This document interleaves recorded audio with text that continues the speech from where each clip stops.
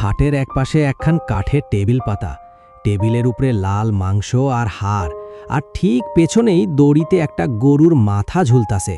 সেইখানে দাঁড়াইয়া আছে একখান ছোট্ট বাছুর, চোখ দুইটা পানিতে টইটম্বুর, বুকটা ভয়ে কাঁপতাছে। বাছুরটা ভালো কইরাই চেনে এই মাথাটা আর কারণ না, ওর নিজের মায়ের। কাইলো যে মা ওরে জিভ দিয়ে আদর করল, দুধ খাওয়াইল, আর সেই মা নাই। বাছুরটা আস্তে কইরা মুখ খোলে, মা, ও মা। তয় হাটের কোলাহলে হেই ডাক কেউ কানেই নেয় না। মানুষ যে যার কামে ব্যস্ত, দরদাম করতাছে, হাসাহাসি চলতাছে।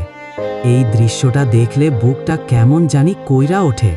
আমরা মানুষ হইয়া অনেক সময় খালি নিজের পেট আর লাভটাই খুঁজি।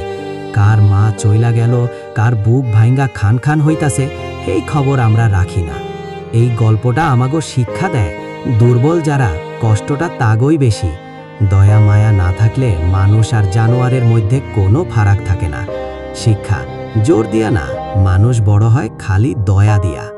গল্পটা মনে লাগলে একটা লাইক দিয়েন, কমেন্টে কিছু কথা লেখেন, আর এমন গল্প পাইতে চ্যানেলটা সাবস্ক্রাইব কইরা রাখেন।